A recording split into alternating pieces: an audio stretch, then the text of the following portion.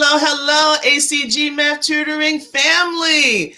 We are doing something special. We're doing something different. So you're probably like, oh, no math today? Yes, no math today. It's a gift for me to you. So I'm reaching out and we're talking about life after sports. So think about it. Remember the very first time that you fell in love with sports? Remember that it was basically maybe a family outing, the nice backyard, and all of a sudden it turned into a bloodbath because it's Thanksgiving. So the uncle's coming over here and drop tackling this baby. But then afterwards, you get to eat turkey.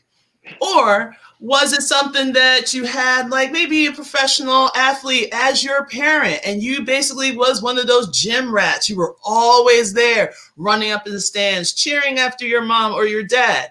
Or basically, it was just something that just kind of fell in your lap. No matter how you got into sports, you found that love and you found that appreciation.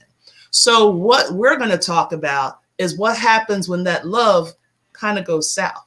So what happens when 1 minute everybody's screaming your name and the next minute, nothing? So how do you move on? How do you get your athletic identity to change to the person that you are now and today? So what I'm going to do, I'm going to introduce you to my guest for today. So it's not just me chit-chatting the whole damn time, okay? We actually have a couple of friends of mine. One, and I did this purposely. I have one person that knew me when I was in high school. When I had the hair all the way kinds of up, white ring, yes. I have another person that knew me in college. So yes, he was a freshman when I was a senior, but still that counts because we actually kind of crossed paths overseas at one point. Wow. And then I had another person that knows me basically now, as a lot of you guys already know me. So I want to introduce to you, actually, let me introduce myself, because there's going to be some people here as I'm checking in the chat that don't even know who I am. So who I am is Audrey Codner-Gibson. And let me see if I can get my stuff right here. So I am from Philadelphia. I'm born in Philadelphia, but I'm raised a Jamaican woman. Okay.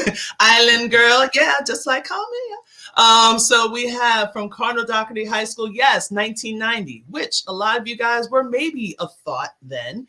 Went to St. Joe's University, graduated in 94, and I have a little bit of overseas experience. So I first started out in Sweden.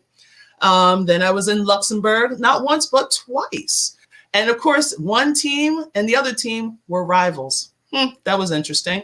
Played in Ireland and Belgium for a bit. Loved my favorite place, Iceland. I see my girl Sarah Kroker on the line. And also I finished up with England. So I was over with Ipswich. So as I said, I'm married with my loving husband, Matthew, and my sweet dog baby, Connor, which I have a couple stepkids. And I'm currently doing that online algebra tutor. But let me introduce my guest. So my first guest is Mr. Chris B. Williams. Again, as I said, he knows me back when I was in high school. He was about a year older than I was. Finished up at Manhattan College. He's definitely married to Miss Leah, which she is very precious. I'm stalking him, so I had his picture. Yes, Chris, sorry. And definitely have a son named Craig. And what he's currently doing is being a motivational speaker. So if you ever need someone that's a motivational speaker, or if you may need an officiant for your wedding, definitely check out Chris for Hear Chris Speaks. So that is Mr. Christopher Williams. And my next person, and not last, is Mr. Wilbur Johnson. So he's the one that knows me back in my St. Joe's SJU days. Okay, so he went to Central High School, also has some experience a lot longer than I have. When I was overseas. So he was in England and then Germany for a few years and then Greece. I always wanted to go to Greece, and definitely married my girl, Miss Alondra, and look at their lovely family with the 3 girls. I love it. And his oldest, the one that's wearing red, just turned 21. So I want to say happy birthday to you. And of course, Will doesn't even look like he got a 21-year-old. So for all my people that are out there, they're all married. So get off. Okay. Don't even think about them because they're my friends. All right. So I would love to introduce you to the fam. Let me get us all in there. There we go. So hello, family. How are you doing? Doing well, doing well. How you doing? What's up, fam? All is well. Thank you so much for having us. Not a problem. So let's kind of get into it because, we just really want to get into the point where what is life like after sports? So if anything, I'm going to start with you, Will, for a moment. So tell us your story. Give us a little background of who is Wilbert Johnson? Wow. I could take up the whole time with that one. It's kind of tough. Look, I always say I'm an open book, but it's a lot of layers. But to get to the point as far as with me, as far as the sports, it's funny. It started young because my mom and dad actually taught me how to read by reading the old school Daily News sports section. And that was just like my entry. And like every day my dad would bring home the newspaper and I would sit there and try to read the stats and all that stuff. So growing up, I gravitated to knowing all the stats and the players and all things to that nature. And it just grew from knowing the players to watching on TV and learning everything. Again, I'm a born and raised Philadelphia, so the Sixers, Eagles, Phillies, Flyers, I'm just 100% fan. And so the love is like once you have knowledge of something, you want to learn more. So you start watching on TV, start researching. That's just how my mind works. Then obviously that love, if you're in Philly, you know how the sports teams are in our town. And that love just came. Be honest though, as far as individually, so and things are a lot different now than they were then. So we would go outside and play said sports. I would go play basketball, play football, play baseball. Now I was fortunate enough to get skates and go play hockey, but I still watch the Flyers through and through. So I played all the sports and experienced these things. And to be honest, my first true love as far as the individual sports was actually the Eagles. And even to this day, you cut me open. That's why my man Chris, I saw you. I saw you got an Eagles jersey on, Eagles shirt on. I was like, you my guy. I love all the teams. I'm gonna watch the Sixers tonight, but I bleed green. And I actually played probably more football than anything. And they said this fast forward to '88, going to Central High School class of 251. If you're out there, you know what I'm saying. I was actually going to play football first. And as you know, my Frank Greco, great coach at Central High School, grabbed me first. And he said, at that time, entering high school, I was probably like 6'6", 6'7", and I was pretty thin. So I think I actually would have did well because I had that passion, that drive, and that mindset as a football player. But he actually grabbed me first and said, hey, you should come out to the basketball team. So I bypassed football season that freshman year, went out to the basketball. And to be honest, I hadn't really played organized basketball. I liked it, and I played street ball, but I hadn't really played. And that was like my first introduction. Once I started, I joined the team, I made the varsity, and next thing I know, like you said, just getting entrenched onto a team. And the next thing, it was like my first experience actually being on the actual team. It's one thing playing with your friends and getting around, which I loved and respected, but to having that team aspect.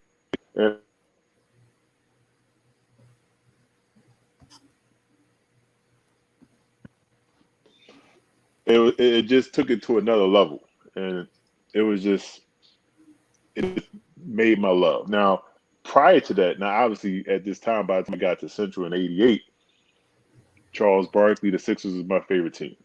And the funny story was that because entering high school, I say, 14, 15 years old, I actually wore size 15 sneakers.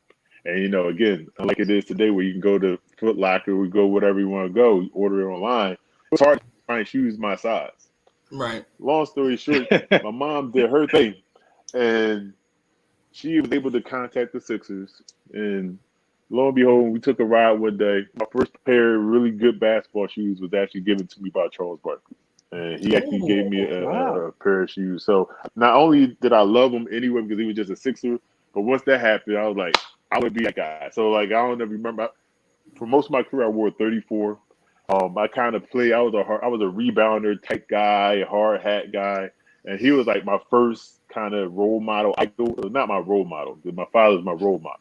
But as far as basketball idol, it was probably Charles Barkley. I also like only 9 Philadelphia was Dominique Wilkins because I was called myself somewhat of an athlete, high flyer, and he was just exciting.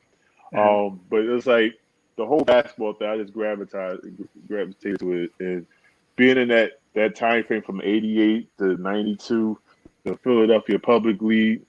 I know you at the Cardinal. You know, we're not going to talk about the Catholic League, but the Public League was by far the strongest of the league. And so every day you had to put on your hard hat. You had to, you know, Rasheed Wallace's, the Malik Rose, Ty Weeks, Jason Lawson. It was like that was every day. Every day you had to put on your hard hat. And going to the workouts. Like we go to Gustine Lake and play ball with John Harnett, rest in peace, and doing those things. And that whole thing is just learn responsibility. And with that, I mean, which we're going to talk about, the strength of my relationship with my father, which I've always had a great relationship with my dad. You know, let's not get that twisted. But having those rides going back and forth to and fro practices and all those things, it's just those times. And so sports, I mean, again, I didn't know exactly which way to do this because, again, I could take this a lot of different places, but it is relationships. I mean, that's one thing. We're going to talk about a lot of different levels, but the relationships that you get and you gain through basketball, either, again, with your parents, with different teammates you have, with coaches, learning how to respond to coaches. I mean, it was good for me because, I mean, not that I was a loner, but it's like, you know, you do your thing because, you know, I was raised and you be home when the lights come on, the street lights and all those things. I didn't hang out a whole lot. So to have a team was good for me. So with that being said, I did fairly well at Central. Responsibility because if you know Central High School, the academic school, and I had done, again, I don't want to take up all your time, but like I had always done well in school. Okay. I had learned academics though, as far as I didn't know how to study. It was like it just came easy to me. School was easy. Went to Central, it was like you had to learn how to study 2, 3, 4 hours a day. Yep. And I didn't really get that right away. And one of my years at Central High, I was unfortunately ineligible. And again, now I bring that up because it stuck with me because when you're on a team and you don't do your end, you let people down. And I definitely let my team down.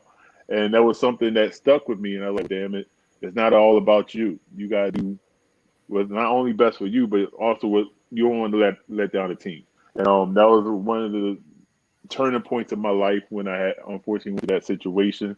And it was to my parents because I was actually on the fringe. I actually could have played, but I had, like, Central had their qualifications. The public league had their own qualifications. My parents had their qualifications. I didn't meet my parents. And it was like we made it to the Final Four at the Civic Center. We was actually going to play Simon Gratz with Rasheed Wallace, and I had to sit there and watch it. And it broke my heart. And it was a bad thing. But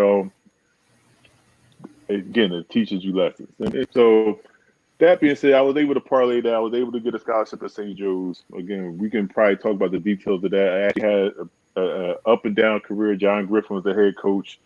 Phil Martelli recruited me. I was actually there. I went up and down with that ride. And Coach Griffin, unfortunately, was dismissed. Phil took over as the head coach my senior year. I actually had a pretty outstanding senior year. Did a lot of good things, which I wasn't planning on playing overseas. That was a thing. I didn't really have the hoop dream thing. That's probably why I didn't maximize my talents until I got overseas. Because even though I did the hard net workouts and I did these things, I never wanted to be the guy that did it 24/7, thinking I was going to go to the NBA. So I did the academics, I did the books, and then I see my peers, all these guys like Malik Rose, for example. Me and Malik Rose are literally the identical players.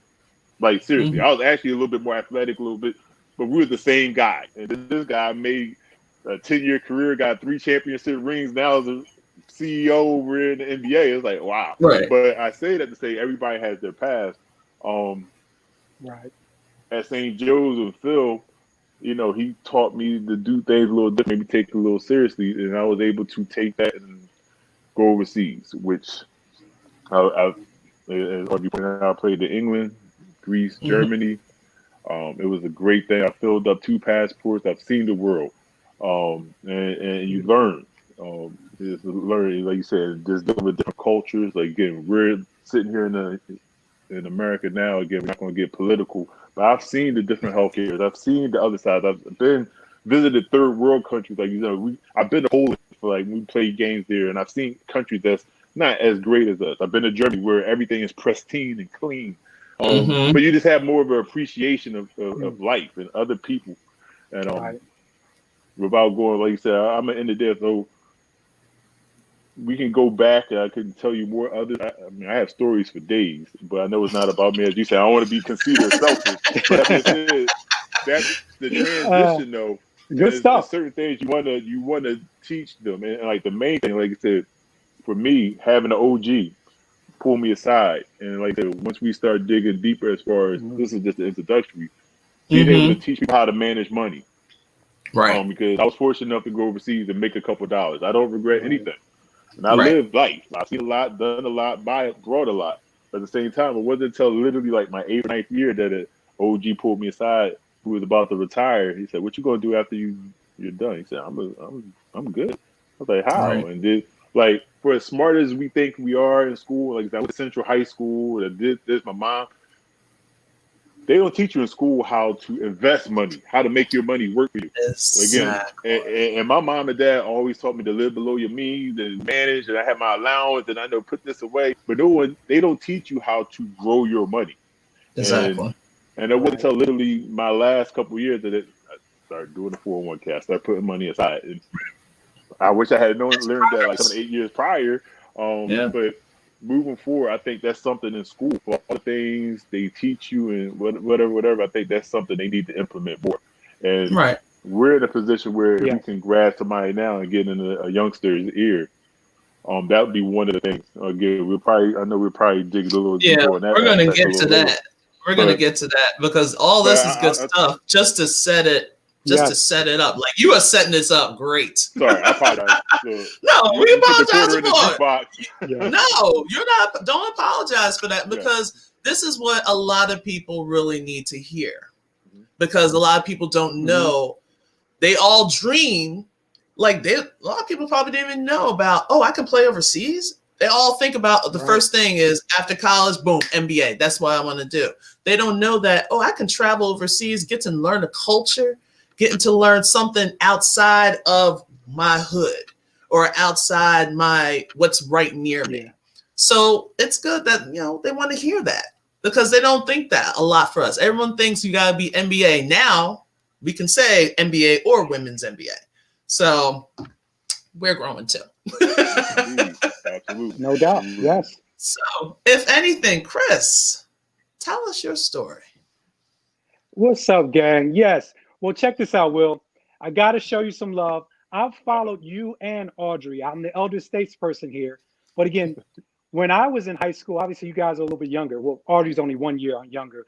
Will, you're right with my two buddies, Jason and Carlin at St. Joe's. So I had love for you. And that's my over guy. at Central Carla High just had a School, birthday yesterday. Yes. Exactly. If you go on Facebook, there's a couple of pictures of he and I together. Joe Robinson and Sean G at Central were my guys there. So again, I got love for you, brother. I know you used to get busy. And Yes, Audrey, you indeed. used to go to work at Codner-Gibson, so we won't even touch on that right now. But again, Chris Williams, born and raised in Philadelphia. That's awesome. My first love was football. Again, if you go back to my past, any of my childhood friends, they would tell you I wanted to be Tony Dorsett. I know I have the Eagles shirt on currently, but I was a huge Dallas Cowboys fan at the time. I wanted to be Tony Dorsett. I wanted to be a running back. All I wanted to do was carry a football when I was much younger. I played Pop Warner football for the Oakland Wildcats. I played quarterback and tight end. Loved playing tight end, but again, because I was much taller, athletic, leadership qualities, they moved me to quarterback. This is where my career changed. One particular day, I was taking a lot of hits. Too many hits for my liking. After this game, I said, listen, man, this is it for football. I'm sticking to basketball. Just like you said, Will, played a little bit of everything. Growing up, football, basketball, baseball, everything. But again, I made that business decision that I'm going to stick with basketball. So from there, I was at St. Benedict's, fairly decent. I probably was one of the best 8th graders in Philadelphia at one point. Go to Cardinal-Doherty, freshman, highly acclaimed, a lot going on. Play freshman basketball. My sophomore season, I played varsity. Didn't play a lot, but it was a learning experience. By the time I'm a junior, I'm an all-Catholic performer, starting to get my feet wet, really feeling good about myself. My senior year was my breakout year. I'm starting to understand how good I can be. I'm about 6'3". I'm a point guard, athletic. I can do what I want.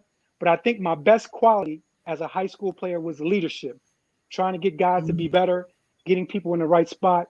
We were probably, to start off the season, considered a middle of the pack team. By the time the season was over, we were considered the best team in our conference, the Northern Division.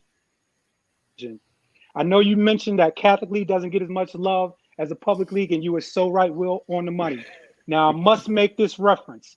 My senior season in a Christmas tournament, we play against a couple of public league school teams. Central comes to Cardinal Doherty.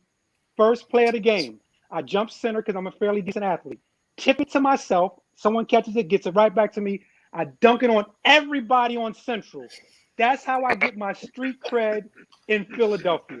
Because again, like you said, you made it clear, everybody doesn't give you a lot of love when you're in the Catholic League, especially the Catholic League North. Oh, but I had to toss that in there. But from there, that's where I got my love.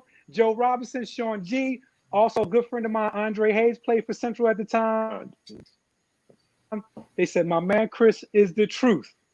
So, and also a quick Hartnett story. Because I tell people all the time, if you're a good player in Philadelphia during that time period, if you don't mention Sonny Hill or John Hartnett and Gustine Lake, you're not the real deal. Yep. My senior season, I don't play Sonny Hill basketball until my senior season. How I was introduced to Sonny Hill basketball, Mick Kilgore, God rest his soul, calls me from John Hartnett's place. Chris Williams, John Hartnett wants to know if you want to come down and work out with us down Gustine Lake. Again, I'm a Catholic school cat. I do my own thing. I'm kind of to myself. I'm like, what do you mean come down and work out at Gustine Lake? They want me to come down and work out about 11 o'clock at night. I'm not really understanding that's the type of work you need to put into this to be really good. However, Hartnett invites me down. I play with the Medics my senior year. Now, if you're familiar with the Medics are usually very good. On my team, John Haynes, Jason and Carlin, myself, Harry Moore, Cliff Smith, almost everybody on this team. Aaron McKee, I always leave out Aaron because Aaron's probably the best one on there, but he's the quietest guy. Everyone on this team is all Catholic, all public. This is my first time getting the chance to play with guys as good as me and better, let alone practicing against these guys. The older guys who I really love come down and practice against us.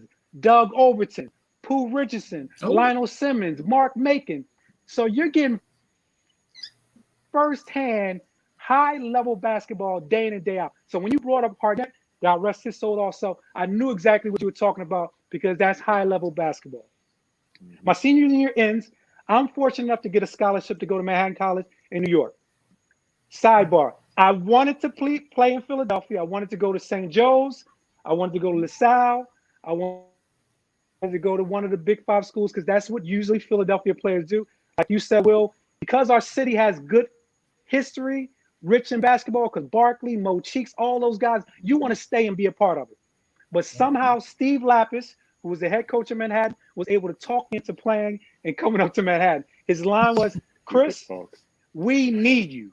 Whereas I actually had verbal to go to LaSalle, and I wanted to play with Doug Overton because at the time, Pooh Richardson and Doug Overton were my guys. Those were the guys I looked up to, Nate Blackwell, Howie Evans. I wanted to be like those guys. When you looked in the paper, you saw them all the time, and they were good guards. I go to Manhattan. Again, I have a culture shock there. Again, from Philly, I got my Philly swag. I understand New York. But again, I'm thinking I'm going to go up there and just do my thing. I think it's going to be a wrap. Honestly, I go into this not having a lot of respect for Division I basketball. Because like I told you, the history of playing with all those good guys in Philadelphia, I said, all right, I'm ready. But as you both can attest, the speed of the game, the strength, all those things takes an adjustment. So my freshman year, I do play a lot, but again, not as well as I wanted to. So each year when I come back to Philly, I work on some things. And the one thing I was missing was I wasn't working on the idea of being a team player. I was working on myself, so much about myself, not understanding as a point guard, I needed to be prepared to help others because I had a good crew of guys. We came in with probably the best recruiting class in Manhattan history in a long time. So by the time I'm a junior, it hits me because I was a starter, I start coming off the bench. And I was like, I'm too talented to be coming off the bench. And I understand because I'm selfish. I'm a scoring point guard, and I'm thinking about myself first. And Lapis basically put it to me, and my nickname is Smooth. Smooth, if you're going to play on this team, you have to make sure other guys are better. So I come back my senior year, which is my best year, tremendous leader. A lot of the qualities that I've taken over from sports that I bring into my motivational speaking, I use my senior year, getting guys in the right place, understanding offense, all these things. I averaged about 7 to 8 points, but again, I was a consummate leader. We go to the NCAA tournament. We haven't been there in 38 years. And again, all love for my crew and everybody in Manhattan College. And again, for a guy who was never an all-MAC performer, I'm a Manhattan College Hall of Famer just because of my leadership skills, and very fortunate, as you said earlier, appreciate it. Playing with good people, developing good relationships, and getting others to understand it's not about themselves, not about myself, about the team. And when the team wins, we all win. Yes. Nice. Well said. Definitely well said. And I mean, as I'm sitting here and we're sitting there like, oh, we may not make an hour. We probably going to make an hour. Oh, we're going to make an hour. Oh, yeah, we're going to make an hour, you know? Yeah. And I'm just like, I'm listening to you guys. Go ahead. Go ahead. Really quickly, because we talked about overseas and professional. At the end of my senior year, again, I stopped thinking about myself individually. So again, my aspirations of being a professional, because I really wanted to be a professional football player. So I never really dreamed of playing in the NBA. So I was starting to lose some of my passion. And what I mean by that is, as a senior, I was understanding the business of the game, and I wasn't a big fan of it. At the end of my senior year, a number of professional teams contacted the office, wanted me to come to free agent camp. The Boston Celtics wanted me to come in to be a free agent. But I never thought about it because, as I tell everybody now, I didn't have the passion. I would have shortchanged myself. I would have shortchanged the Celtics and all the other guys who were out there who were passionate about being in an NBA camp. And at the time, I really didn't know much about going overseas. I was probably good enough to play some professional basketball, but I kiboshed it because I said, if I'm not playing in the league and I don't have the passion, I won't do it. And I was fortunate enough during my college days, I did an internship with the Philadelphia Phillies every season when I came back to Philly. So when I graduated, I had a job in the sales office for the Phillies. So I was very fortunate. Again, working those relationships when I was in school helped me out a lot as soon as I graduated. Yes. Trust me. Networking. All yours, Audrey. In school. You know I can get along with it. Hear Chris speak. Right. You picked the wrong two, Audrey. Right. No, I picked the right two because this is what people need to hear. You know, I'm getting some thumbs up and I'm getting all this other things. And I just want to kind of mention to some people, if anybody have any questions, please place that in that chat. Go ahead, because we're going to be here. Hey, we might be like, Congress. We'll be here all night. No doubt. Yeah. But I want to say, as I'm listening to everyone's story, my story is like completely different. I didn't start playing basketball until my freshman year of high school. I never played a sport, never ran anything. All I know is we had tryouts. And they were like, okay, sign your name. And I'm writing my name. I was like, all right. Everybody's like, you're tall. You should play basketball. So here's a cue thing. Ready? Disclaimer. Not all tall people play basketball. Just want to let you know. We will be the human ladder. I will pick whatever you need from the top shelf. Not a problem. But don't assume that all of us play basketball. So, of course, I was like, why not? This is my freshman year. I've never done too much. I came from really small grade school. So we didn't really have that much. So I was signed up, and there was this girl. I would never forget her. I don't know her last name. I remember her first name was Sherry. And she was like, oh, you better not sign out for the basketball team. I'm like, why? What's wrong? You know me. I'm very quiet. I'm very observant. Right. As I've gotten older, I'm definitely more vocal. But I was like, why? She's like, they racist. I tried out for the team and I was like one of the best players. That's exactly how she did. She's like one of the best players out there. And, they didn't pick me for the team. I'm like, all right, well, I'm just going to still try out. I know that the orange ball is supposed to go through the orange hoop. I don't know how to do it, but that's what I was doing. We had the tryouts. First day, coach was like, you need sneakers. Okay, like when I say this is a hot mess, I mean it's a hot mess. Didn't know anything. But when the coach told me to run, I ran. When they told me to slide, I learned how to slide. And that's exactly what I did. Next thing you know, I made the team. She didn't make the team. I made the team. So I was like, how did I make the team? I am terrible. So I went to the coach and I just said, hey, Coach Matt, how did I make the team? And he was like, you can't teach height, and walks away. I was like, okay. He's like, get on the line. So I ran, get on the line. And that first year, it took almost all season for me to finally make a layup. Wow. It took, basically my defense was my hands were always straight up. Just go straight up, do like this.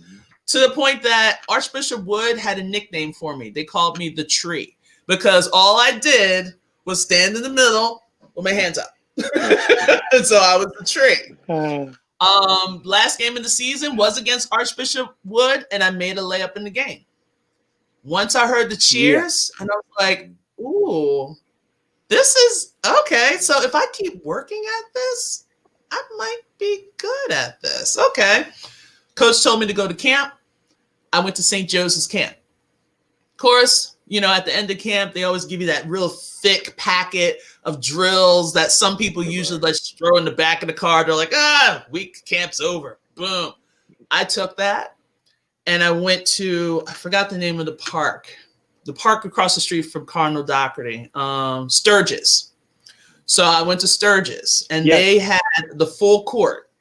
So I go there. My mom drops me off. In the beginning, she stayed around. She was like, I don't know what this is about. But she stayed around. We did a few drills and stuff like that. And all of a sudden, there's an older guy. He was like, you know what? Let me teach you how to shoot with your left hand. Because I'm right-handed. And practice starting teaching, shooting with my left hand. All of a sudden, Sturgis, a lot of people were just kind of hanging out there. So it was kind of weird. Or a lot of people wanted to play tennis. It was weird. So we found another court. And it was right across the street from Northeast High School. My friend Patty Andrus, which... it's not Andrus anymore because she got married. She used to work as a lifeguard. So at least I had someone in the facility, but they had a full court, outdoor court. My mom would drop me off like around 9:00 in the morning. All of a sudden comes back around 5:30 in the evening. Like, oh my God, I thought someone kidnapped you. I'm like, no, I'm just here playing basketball, playing with the guys. I got better playing with the guys. Just the cuts, the bruises, the elbows in the throat, because I was just like, don't treat me like, oh, here's a dainty little girl. No, if I'm going to be on the court with you guys, I'm going to get the bruises. Like I'm diving on concrete. That's why my knees are bad. But at the same time, that's what I did. I put in that work. And this was all before, everyone started to think there was so much drugs in the courts and they started to close down the courts, turn the lights off at a certain time. But that's how I got better, just playing against the guys and just learning how to make moves, basically throwing the ball hard as I can against walls. But I don't see that. Like when I was coaching, it's different now. You don't see kids willing to do that. Like they want to go and play the game, but they don't want to do things to get better.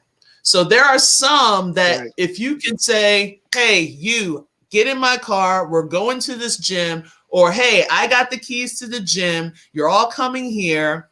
Though some of them will come, but the ones that come, sometimes they smell of weed because especially my city kids, I'm like, come on now.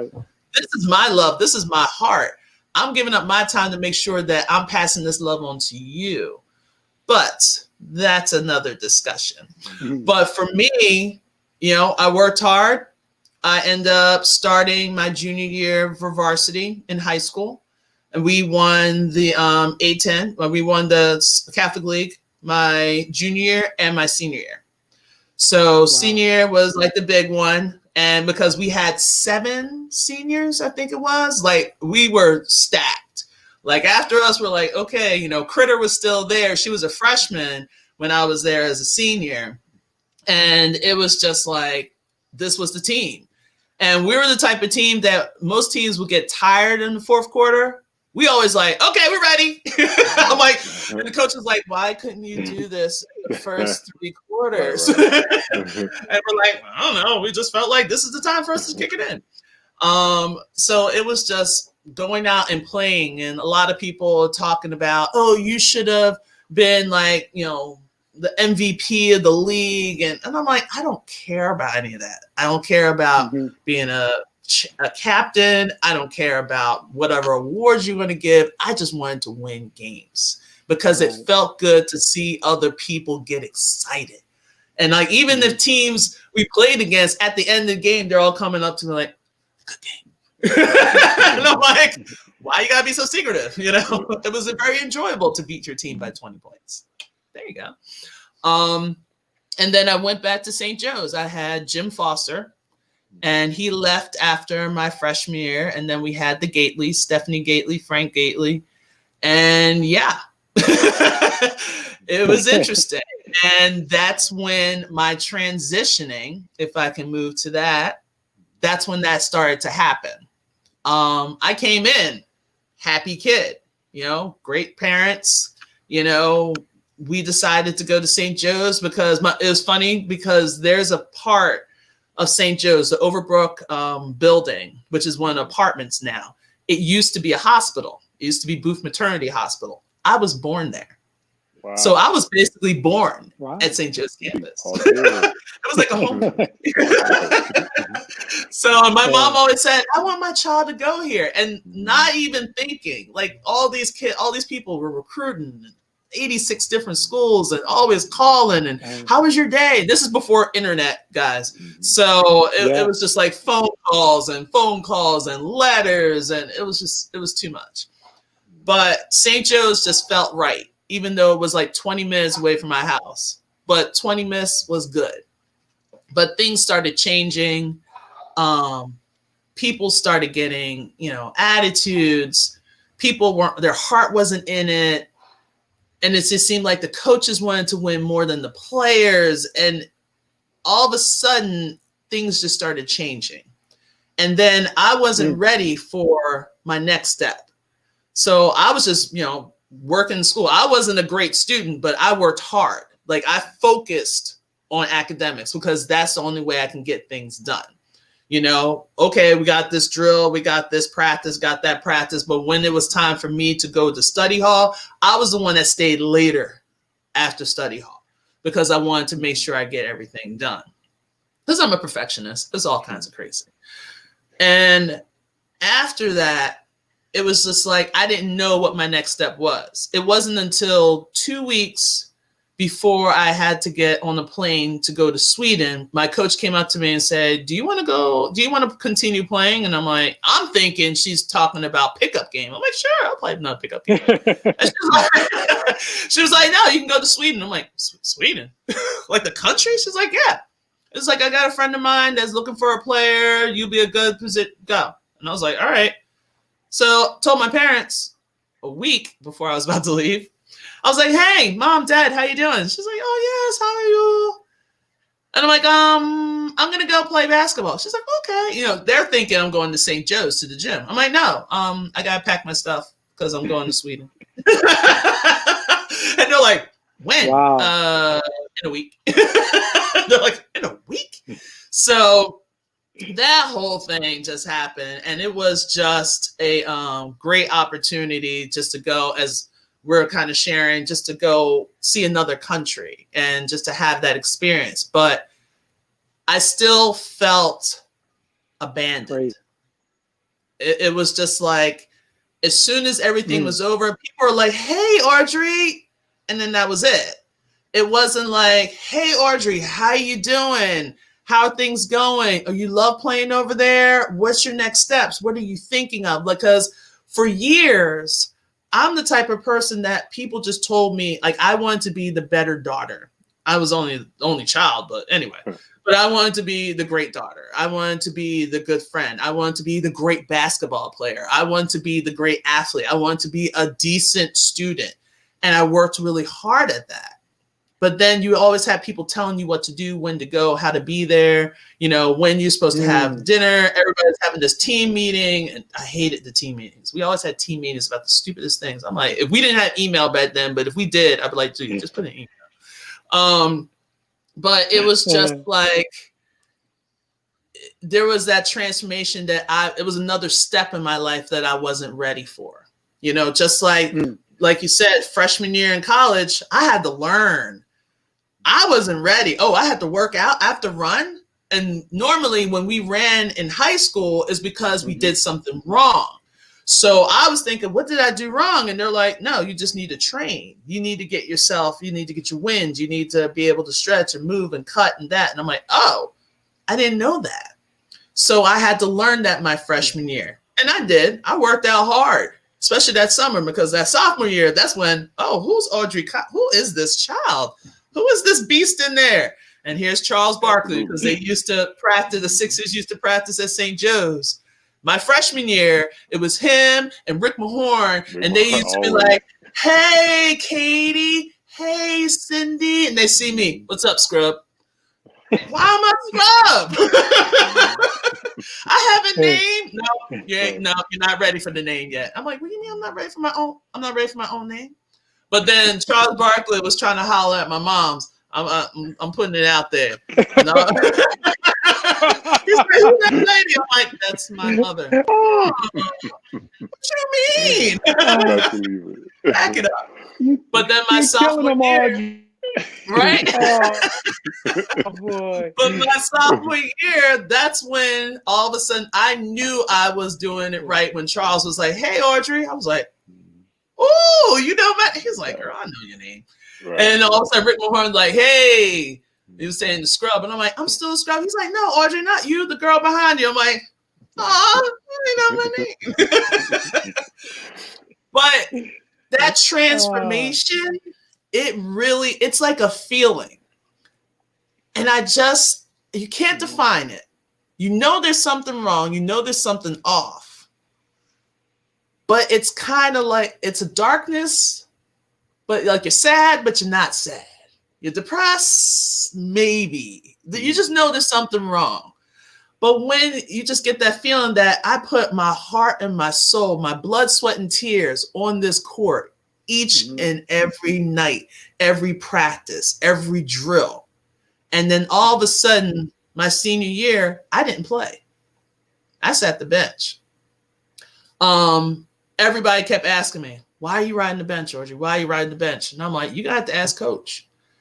And I'm going to be truthful. Might as well put it out here.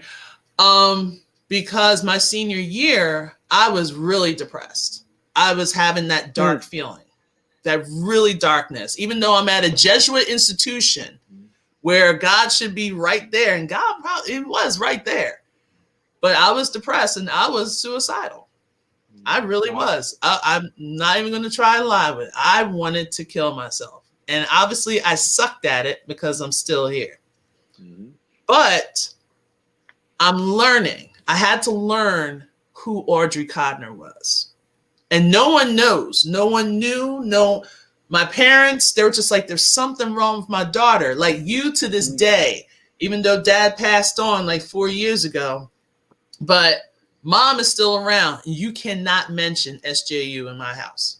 Wow. Because she sees it as they did something to my child. They did this, they did that. This is not the same child that I gave you. You did something to my child, not like you made her grow. There's something that you brought a darkness to my child. So you can't even mention SJU without, no, you know, with a crazy little Jamaican accent. No. And I'm like, I love you, Mom. Don't get the blood pressure up, because once you see the finger, you're like, oh, nope, Mom, put the finger down. Okay. but it was Wow. a dark place. It was just like the one thing that kept me going was playing. And then all of a sudden that was taken away. And there was this bridge near Overbrook. It's like there's like a train tunnel and there's a bridge called Overbrook. It's a little small tunnel, small bridge. And one day after practice, which I'll snitch, I was going into the assistant coach's office and I just overheard them basically talking about me. Oh, she couldn't do this. She couldn't do that. Man, she's so lazy lately. What's going on? So, of course, I knock on the door and they're like, hey, Audrey.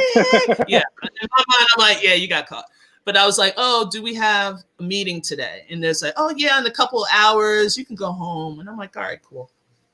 So I'm driving in my car and I'm crying because I'm like, the people that I'm working hard for, they don't even think I'm a smart person. And and when you get that thought in your head, you just can't get it out. And I was thinking, you know what? I can drive over this bridge right now. I can just literally drive over the bridge. It's not a big bridge, but knowing me, I was just like, all right, knowing me, I'll survive and I'll probably kill somebody. And then my life is completely done. So that's what stopped that process. But eventually I graduated.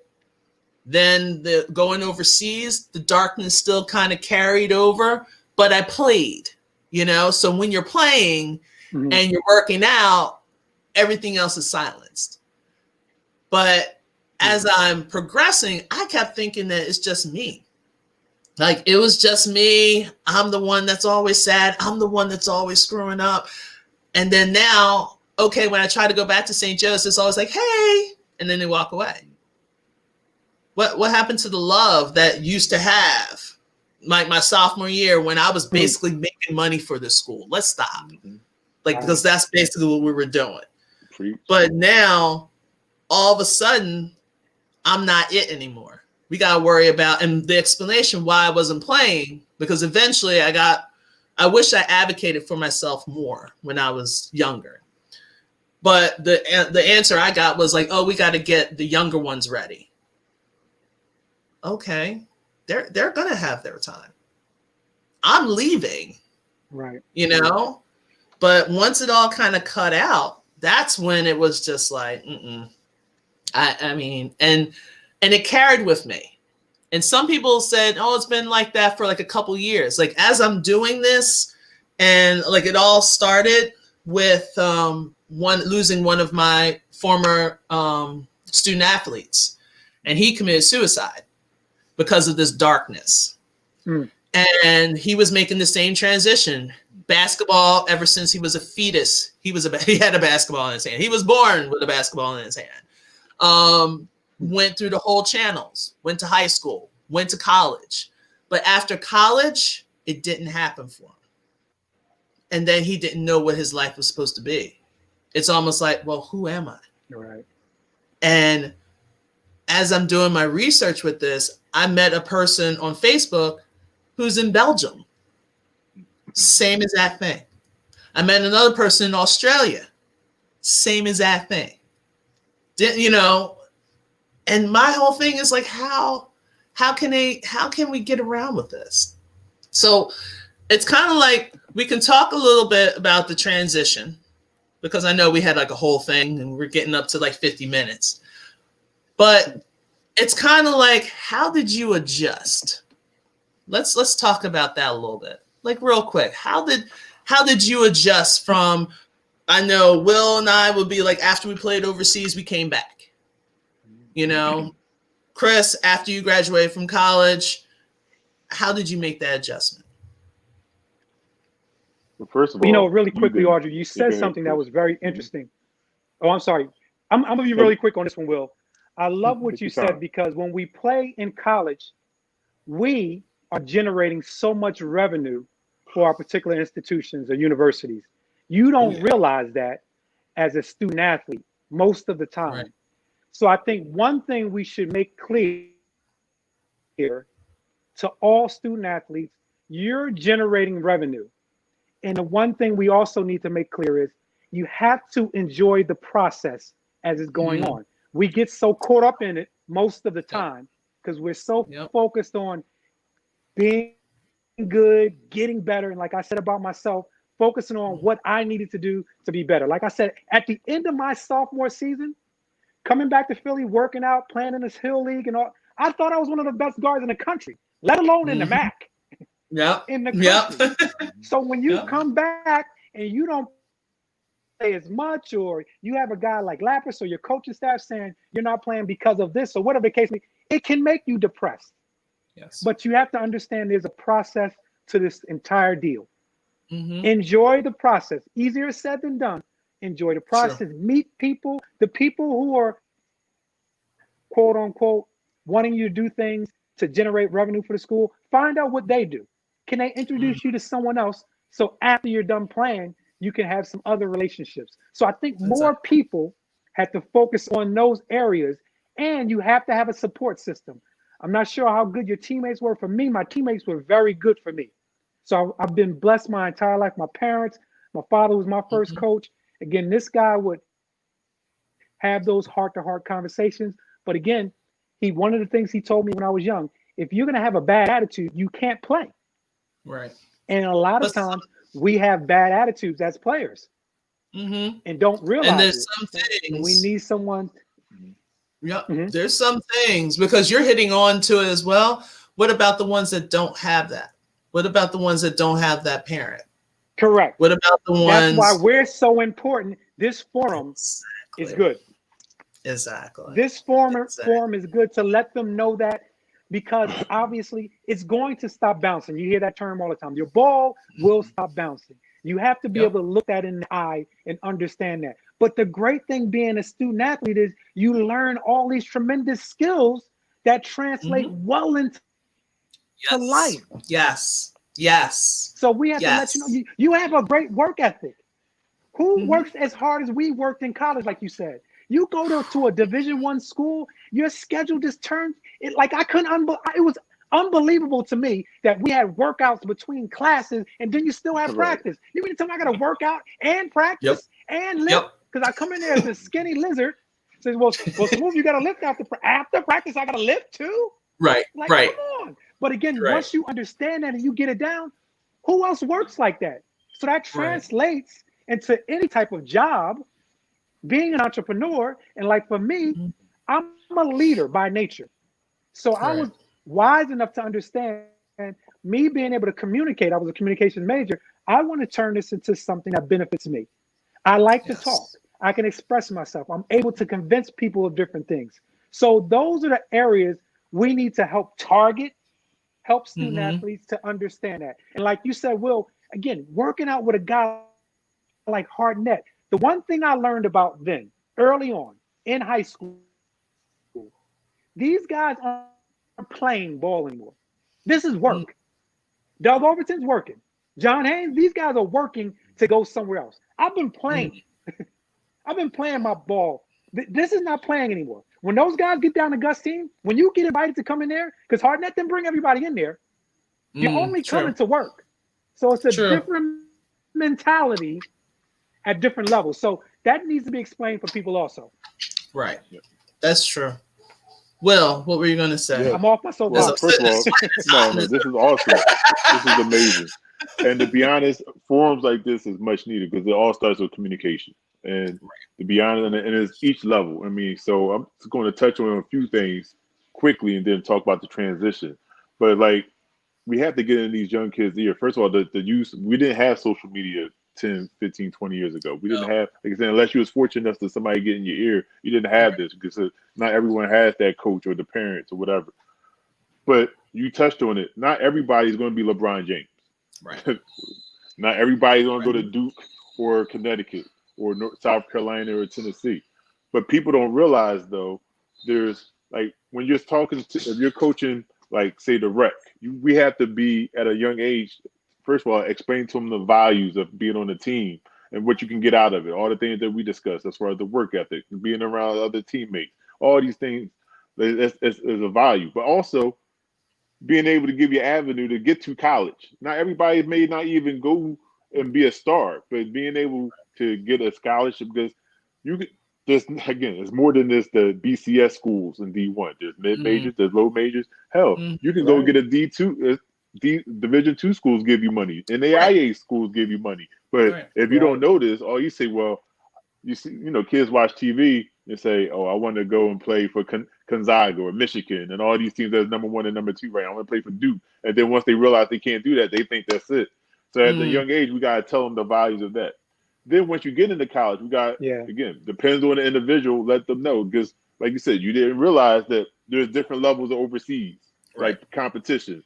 You could be good enough to play in the Greases and Germany and play in the Euro leagues, but you can go to a smaller, listen, there's ball out there for everyone. I tell people that if you want to play, you can play, because there's basketball all over the world. But sometimes people don't know that. And even if you don't go make millions of dollars, you have opportunity to, if you love the game that much, to lengthen your career, to see other cultures, to travel. There's an opportunity for that. Especially some of the inner youth, the inner city youth, they will may never get the opportunity. This is a vehicle to help them do that. And it's just showing them.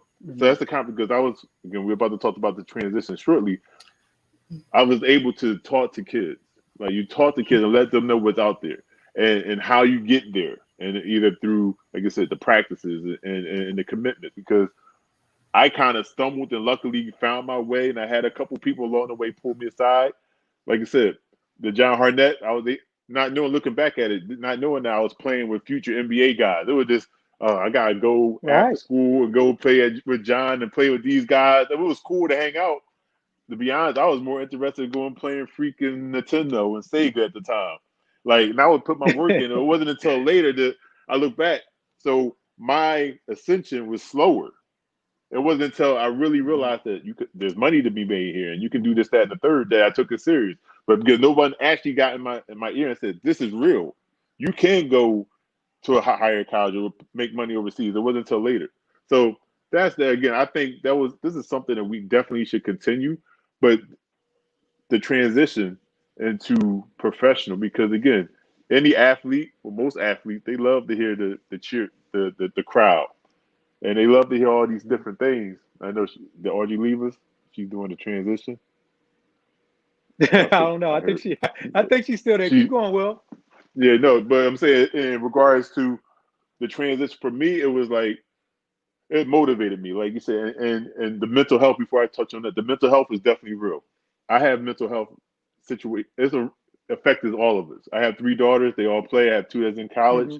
My oldest also deals with depression and anxiety, and mental health is. And we actually just recently had that conversation. She's an environmental science major, and was talking about what the plan for the next step. And I was saying, this rehashing, Marjorie, like your story about the mental health, that's real. I don't know. You probably know the mental health has touched my family very closely. Like I said, my oldest suffers from anxiety and depression, and it's something that we deal with. And it's like, how do you deal with it? And we want to deal with it with open arms and have that conversation and start making plans. And that's what you need, because part of it, just the unknown, is also crippling. And it's the lay out plans and tell you that you're not the only one. Like I said, you found solace in knowing that there's somebody in Sweden, somebody in Switzerland, some other people going through the same thing. And it is normal. But at the same time, making sure you're prepared. So I think that's a conversation that definitely needs to be talked about in the future. Yes. Right now, as far as my transition, I was fortunate. Unfortunately, you said you wanted to go to Greece. I was at Greece at the beginning of it was actually in the middle of its economic downturn. And my first 11 years, I never had a problem getting my money on time. I was paid. Everything was great.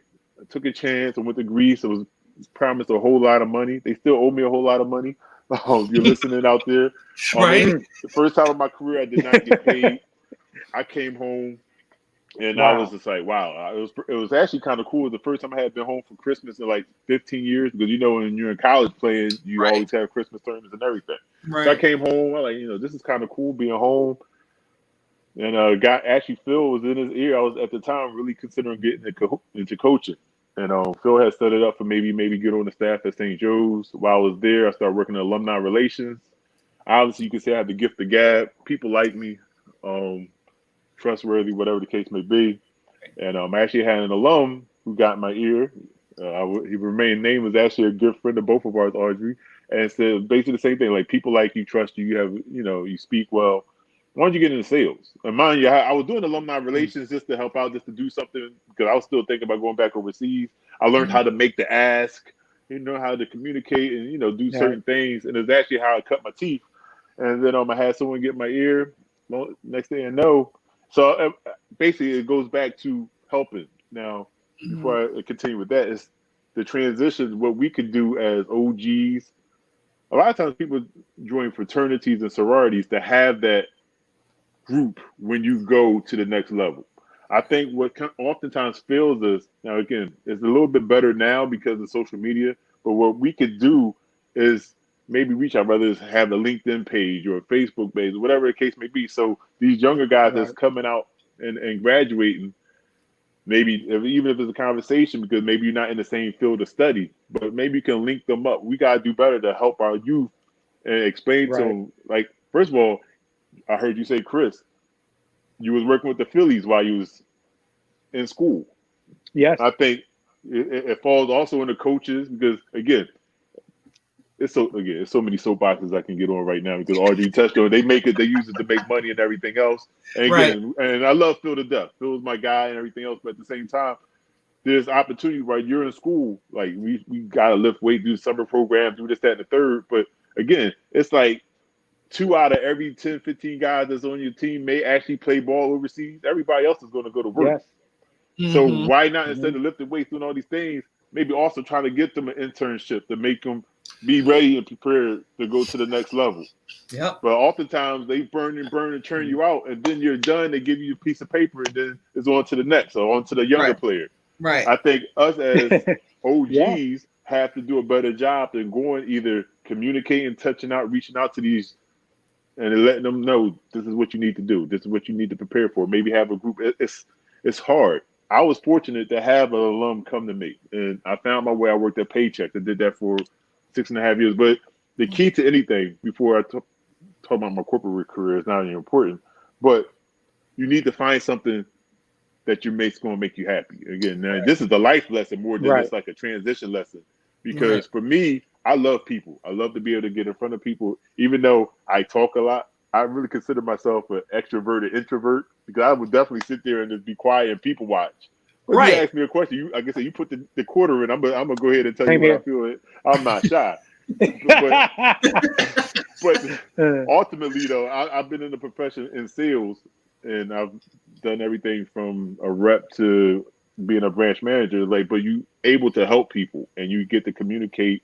You get to be in an environment that's going to present. Like, I'm not selling. Like, right now, I work for Renewal by Anderson, design and consultant, management, and we're providing people with a service. So you get to talk to people, and I like it. I'm passionate about it. That's what we need to be able to help these guys and girls and women after they get out of college. And it's like every school has a plethora of alums that played ball. Played ball, ran track, whatever the case may be. We have to do a better job than going back and giving back, and then it's pulling them up. Like, and that's, like you said, that's what it's all about. And that's why I say I commend you, Audrey. Again, I know this was kind of a different circle, but this is the start. I mean, well, I'm not saying this is the first, but it starts somewhere. And I got to do a better job, because hell, I haven't been back to Central many times. I need to. I mean, we have a 251, once again, shout out. We have a group that we talk about on Facebook, but I probably need to do better myself, going back and maybe talk to the young guys, because going back to St. Joe's, even though, like you, Audrey, it's kind of not the same, really. Right. It's things kind of it's really different. Again, that'd be join us next week for St. Joe's team. But I get it. Because that's the thing. Because since we're all basketball players, we have the longest season. Yes. We have our preseason, regular season, postseason, postseason, summer, and then right back to the preseason. So when you mention internship, because remember, we were scholar athletes. We really was into that whole athlete part, because if you even told, what happened to one of my coaches, I said, hey, I have to do this for my internship. And they're like, you can't go. because you got practice. We're just about to get on the bus to go to like St. Bonaventure in the snow and all this Olean for the one domino. But and the one movie theater. That's it. But they expanded now. I think I have a Starbucks. I'm like, look at y'all being all fancy. But for the most part, I couldn't do my internship. Or I couldn't do certain things because we had basketball. We had games in like sometimes in Oregon and over here and over there. And so we couldn't even take the time to do the things that we needed to do with our major. Now, if you did track, you might have been able to do something because they had their seasons. If you were just a cross country runner, yeah, that was in the fall, but you have the spring to do whatever you need to do. Same things happen with football players. Because a lot of the football teams, depending on where you go and how long their season is, some of them are still playing in January. So they can't even do the internship that they want to do. So as you're sitting there talking, I'm like, that's exactly what I want to do. Because it started with this blog that I wrote to kind of like introduce how I felt after losing my young man. And now it's like, all right, we got this live stream. My whole thing, I would love to do a book. I know, look, Audrey about to write a book, y'all. Hey. So a book, try to get these books into those colleges, into those high schools, and see if I can do a course. Yep. So every athlete has to take this course before they can graduate. So, and if anything, have a partnership with some of the local businesses. So if someone wants to do a business, if they want to be in education, if they want whatever they want to do, so they can have time that everyone is required by their junior year, they have to do their internship. Because when you leave, the thing that I was getting after I left, I was a psych major. Yeah. Like, unless I want to be a psychiatrist, yeah, there's nothing really out there. They'll try to manipulate it as best they can. Yeah. But overall, what is there out there to do as a psych major? You know, you can, as I said, manipulate it, but that's about it. And everyone keeps saying that you need experience. And I always keep saying, well, how can I get experience if I don't have a job? And they're like, well, or I used to bartend. I mean, I did all kinds of odd jobs. I was a bouncer. I was a bouncer. Club. Yes, I was a bouncer. I was a mixologist. You know, to be all fancy, I worked the bar. Right. I know. I still got my talents. Used to do private parties. What else? I used to work in a bank. Loved that until I got robbed. But that's another story that is hilarious. They just picked the wrong person. I was like, right. robbing? You know, you could be a bouncer too. Like, yeah. I was like, look, I'll come across this table. But listen to the work ethic. Right. Yeah. Exactly. Everybody grinds. Again, you're getting after it. Exactly. The work ethic is there because it's not like I just stayed there for like 2 weeks. You know, I was at places for years. Like I bartended for like 2 or 3 years. I was for 5 years. I was working at a bank, and you know, I did things for years, but it just wasn't satisfying until I started doing teaching. And once I saw, first I was with special ed, so I was a special ed coordinator. And I'll just go to classrooms and try to help all the special ed kids. And you see the different teaching styles of people. And I was like, you know what? I can do this. I was like, all right. Someone give me an opportunity and boom. But it took a lot of different things to make that transition. And I had parents. My parents were both from Jamaica. So there was a lot of things that was happening in the U.S. They didn't understand, like, you know, college and recruiting and what to do. And they didn't know all that. And of course, I didn't know all that. So I think a lot of people just saw that as an opportunity to try to take advantage. I had people say, hey, I'll give you a car. I'll pay for your mortgage. I'm like, isn't that legal? And they're like, oh, until you get caught. I'm like, I don't want to get caught. I'm too gentle for jail. Well, check it out. That's another great point, Audrey. understanding that recruiting process, because that's where it starts. Oh my Because again, goodness. you're told so many good things and loving, caring things, and then when you get there, it's just kind of like a light switch. It's like, yo, this is not the same person who was in my living room who have been sending me all these letters. And so it's a lot of areas that need to be explained thoroughly. I think a number of student athletes kind of understand that, but not everyone, because that process is unique. And like I said earlier, I really did not like the business aspect of it once in college. Like in high school, junior high, you're playing, you're having a good time. It's fun. You're playing.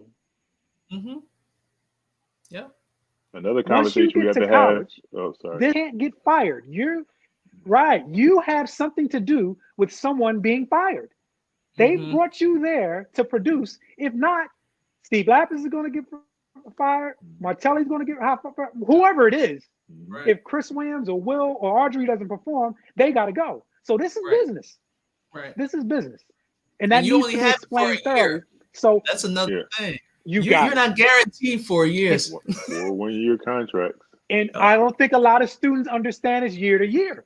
So these are things we can help out with and flip that around. It's business for them. Let's make it business for us. Exactly. I'm helping Also, you the whole. make sure I get something out the deal. Right. I was going to say, just real quick, the whole AAU racket as well. Now, I was fortunate enough, I coached a few years on the EYBL, head coach of the Books and Basketball BBA. And actually before that was the CJ Hawks. And just seeing it kind of just turned me off. Just being, not saying that the CJ Hawks or BBA actually did anything corrupt per se, but it's a business. And again, maybe it's my fault being like, I have dogs. This is real life. I don't know if you can hear it. My dog's not barking right. I had somebody walking in the house. So I say that to say it's like I went in, like it was a learning experience for me. Even at the time, I coached AAU basketball for 7 years, 8 years. And the better we got, the more business like it got. It went from trying to get everybody a scholarship to, hey, let's get this Nike, Adidas, Under Armour sponsorship for our team. Or we're playing a high-level AAU program. Let's get our top dogs there because we have X amount of coaches as opposed. And you got to be able to explain this to the kid and the parent to make sure you know what level your kid really is. Again, it starts from, going back to the conversation before, it starts from when they're young and having a realistic idea as far as what are you trying to get out of sports? Are you just trying to get to school? Are you just trying to enjoy it for fun? Are you trying to go overseas or go to the NBA? Because if you are, these are the things you got to do, whether it's the college level, whether it's the NBA level, where it's the overseas level, where you're just trying to have a good time. And it needs somebody to be real with them to explain to them, this is the stuff you got to do. You got to work on your shot. You got to go play with the boys, or you got to go play with the men. You got to go work out. You got to lift right. You got to eat right. You got to go to AAU. You got to do these things because sometimes it's a lot of talent out there. There's a lot of people who could have went to college, could have played overseas, could have done a lot of things, and just no one got in their ear. They just didn't know how. So going back, I think it starts with the communication. And you know what we'll add in there also? Having the correct mentality to do this. Yes. Because if you want to do it, there has to be a certain mentality to be good at whatever level you want. Like I said, again, it was eye-opening experience going down to Gustine Lake. Again, I thought I was good. Again, talented player. But I was like, yo, these guys are working, man. This is not playing. It was different. I miss Gustine. Yeah, like after we're done, Cat's got on those strength shoes. And Mark Jackson. I've never seen that. Yes. I didn't know anything about that. It's crazy. It was a different level. That's work. It's work. It was different level. And that's why we've all been in a position where you probably did interviews of others. That's a good reason why when you look at the resumes, you see former athletes, they move higher up on the list because most of the time former athletes have that work ethic. They've been, whether you played in a team sport or you're isolated like swimmers or tennis or golf, because that's almost even more because you got to get up on your own and do that early in the morning, late at night on your own. And just having that self-drive, that inner determination. And then if you are in the team sports, you work nicely with others, as we say as a teacher, and all those things. Sports brings so much. Again, if this has been awesome. Like I said, Right. I can go on for another hour, but I see it's an hour and 15, so I want to So cut it You short. got But to this is bring it back, awesome. Audrey. You let, got to trust bring me. it back. Absolutely. I'm telling Absolutely. you, this is not going to be one and done. This, I mean, as I keep saying, it keeps growing. So before we close out, because this is cool. We basically all of us have kids, step kids, natural born. It doesn't matter. Knowing this information, they want to do sport. Like Will, your girls are all in sports or dancing. Okay, Both. so how are we going to prepare them? Yeah, well, we're in it. Like I said, starting from each level. So my oldest is 21. She's the one I talked about. We talk about with mental health. She was a borderline low D1 athlete. She with the stresses and everything that got to her during high school, D3 was the best for her. She's actually a junior, and we just found out actually she's not going to date her school. She goes to Rowan University. Decided to bypass this year. She was actually an All-American D3 performer last year. She was third in the country in rebounds, second in block shots. But she's that person. Nice. Um, but now it's like, what you gonna do? You got one more year left, and they're gonna grant you a fifth year if you want it. But we was actually literally just having this conversation, and to her credit, she was like, based on this determines where my career is at that time. She was fortunate enough; she's an environmental science major. She worked at the Smithsonian after her freshman year on a paid internship, going back to the internship stuff. So we had this conversation, even going back to the AAU days. Like I said, both of my daughters, I'm going to talk about my middle daughter in a second, they played at EYBL, and they got, before that, when we was in Pendleton, they went to the high school. It's like, we using this to get you an education. Even though my wife and I, we make a decent amount of money, but college is a lot. So Yes. if you can get a paid education, that's what it's all about. And it kind of opened my eyes because at first you had the big dreams, like they're going to South Carolina, you're going to no, listen, you can get a nice paid education rather than not wherever you go. So that was like the conversation we had years ago. It's all about the education. It's all about getting a paid education so you can use that paper to transition. So the conversation I'm having with Ayana now is what we're going to do next. Are you going to be prepared?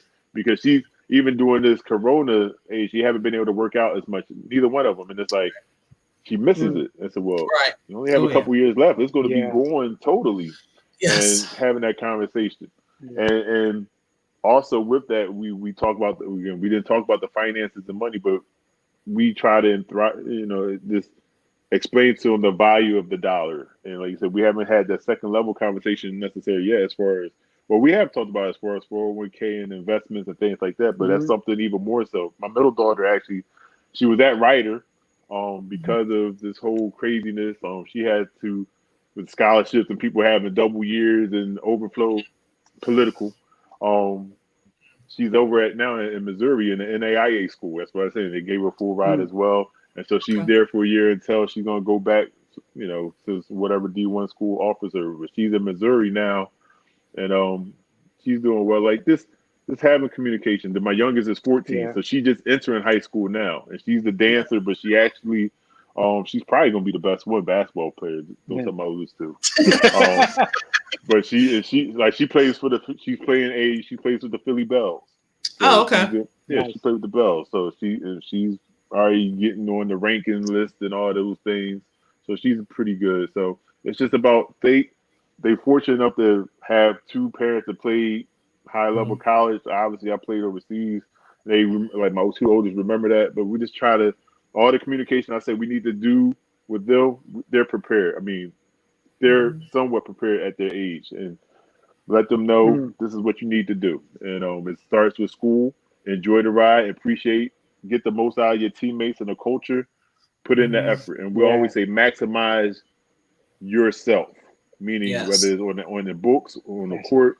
If you do the best that you can, that's all you can ask for. And then do what makes you happy. That's the truth. Like that's how I live my life, to be honest. I mean, it's not about me, but I hope everybody's this is my last day. Like, I'm hoping everybody hears this because please, Will, please repeat that again because I'm putting this. Is this advice for the audience? There's a couple people out there, so please repeat that be the best that you can be. Maximize yourself, and I No doubt. preach that every day.